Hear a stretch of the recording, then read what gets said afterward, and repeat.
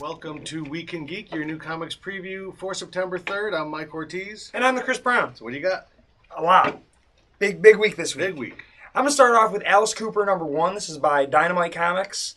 You know, years ago there was a Marvel comic, Alice Cooper, The Last Temptation of Alice, that came along with an album. Right. So now they're doing another Alice Cooper book. I don't know what the premise is.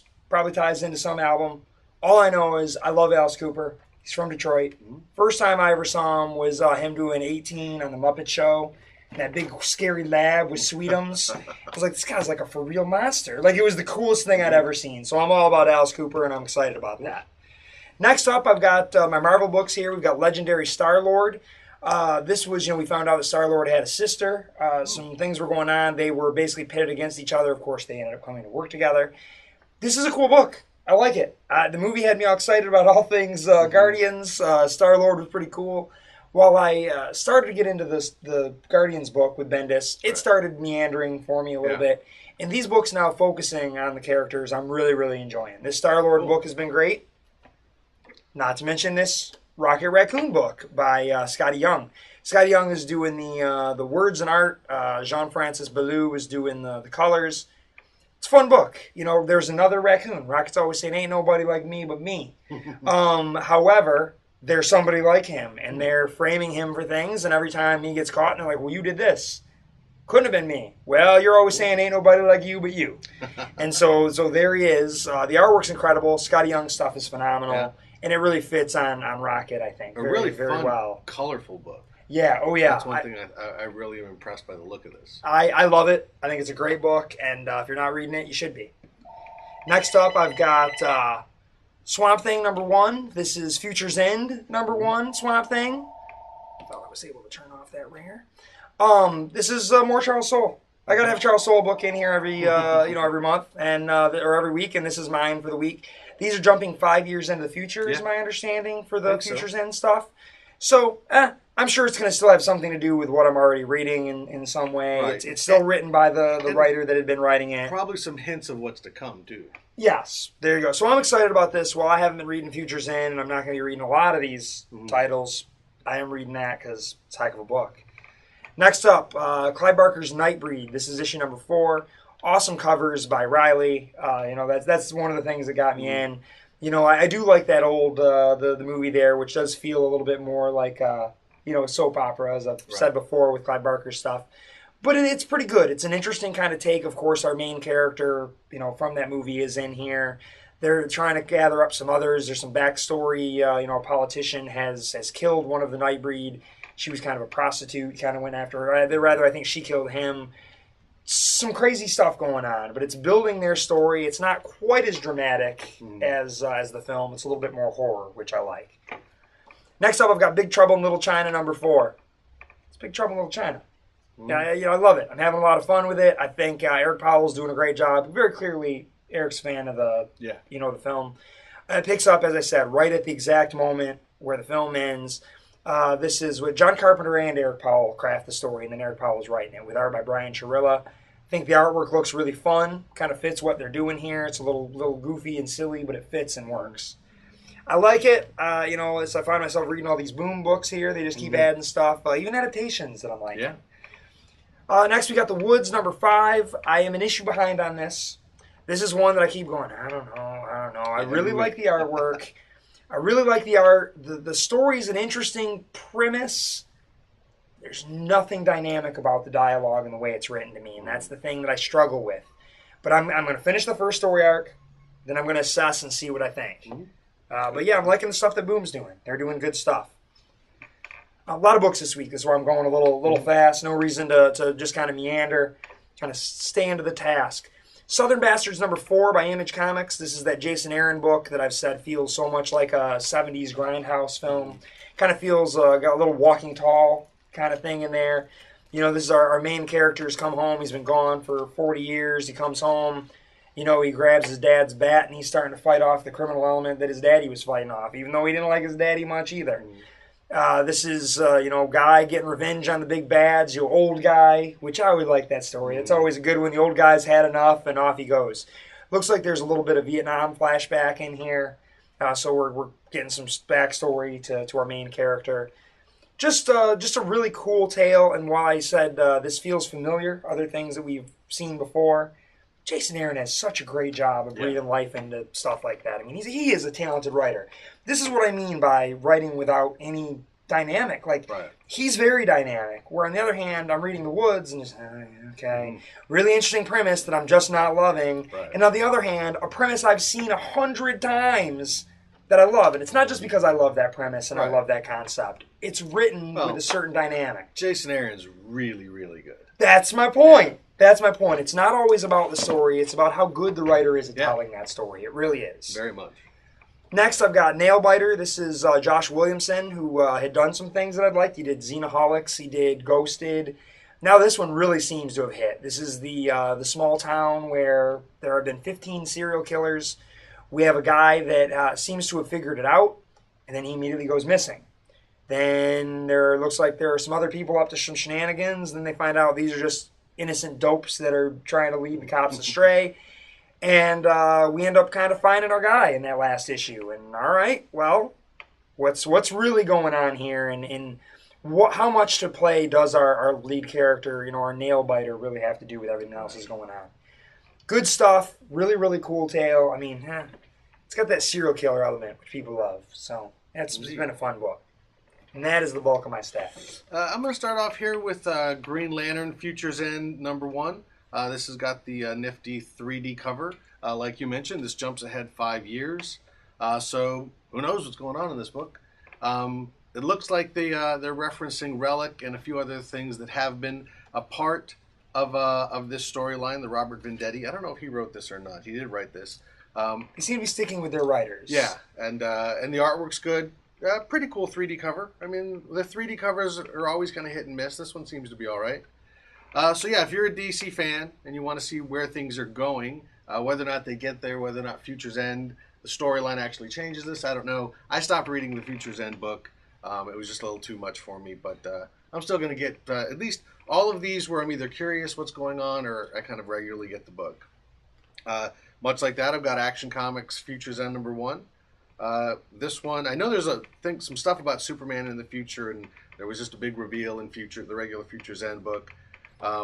This actually has I think this is a Lee Weeks cover. That's pretty nice. Yeah, they've added a layer, they said, basically. A little bit more movement on the 3D. And they're morphing, too. So it's 3D, and they also kind of morph from one image to another. So there's kind of cool covers. And, it's September, so DC always does something kind of a little different in September. Absolutely. 0 issues. Last year it was villains. This year it's jumping ahead 5 years. Fun stuff. Stuff. I'm probably not going to get a lot of them. I'll just get the ones that I would normally get, or ones where the cover looks particularly good. But overall, I think those would be some good books. We got Justice League #33. This is continuing the debut of the new Power Ring, as well as the debut of the Doom Patrol. So we've got the Justice League versus the Doom Patrol. We've got Lex Luthor versus Niles Calder. Some fun stuff. Jeff Johns is still doing a great job on this book. It's hard. This is the book that 3 years ago launched all the New 52, and it's still going strong. Next up, Batman Eternal #22. 7 issues behind. Still not even 2 months. I know last time I said if I'm not caught up, I was going to drop it, but I just didn't get a chance to read it because I've been out of town. The flood set everybody back, too. Yeah, and being weekly, and I was just out of town this weekend at Fan Expo in Toronto. I went to a nice Batman panel there, and it got me a little jazzed for some Batman. So I'll stick with it. We'll give it 8 issues, 2 months. Then if I can't get caught up then, sorry. Next up, I've got #1. This is a comic shop owner. It isn't a job; it's a calling. Would you agree with that? I would agree. I would say it's definitely. You're definitely called to it, and then much like the superhero, you're like, ah. So this is an indie book. This is published by Azerin Publishing. I feel like that guy on the front page every day. I always like these comics that are about comic book fans, about comic book shops, things like that. Eltingville, Geeksville, all of those type of things. Anything that gives you a peek behind the curtain.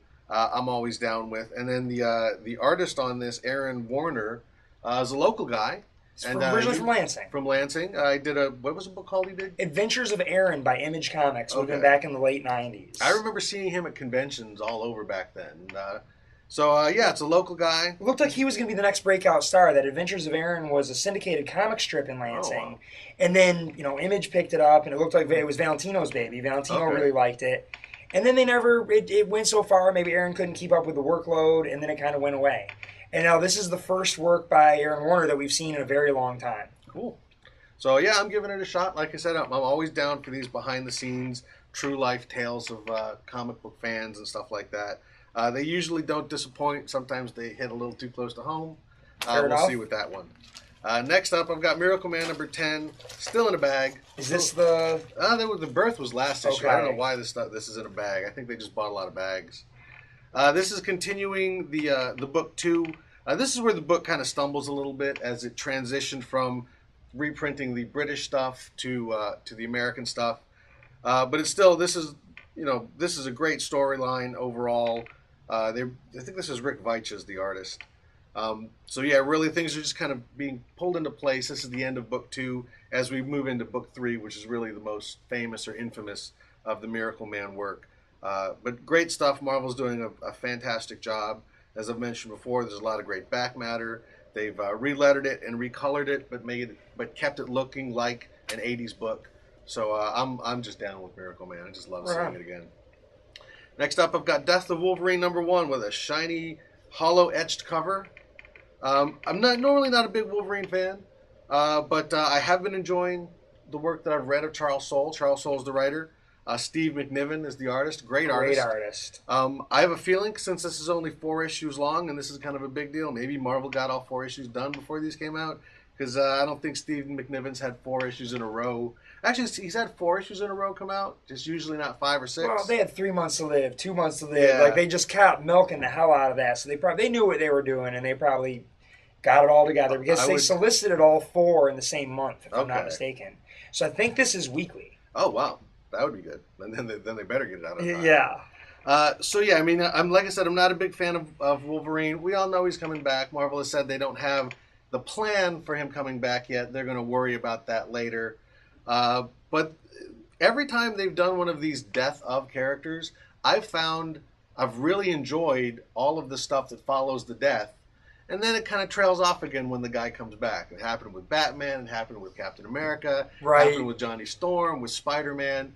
And that's why they do these deaths. We know this is coming back, but it gives them a chance to tell stories about how people deal with the people being gone. But then they bring them back, and it all goes away. But still, for this ride, it should be fun, especially with this creative team. Steve McNiven's a fantastic artist, one of the best out there.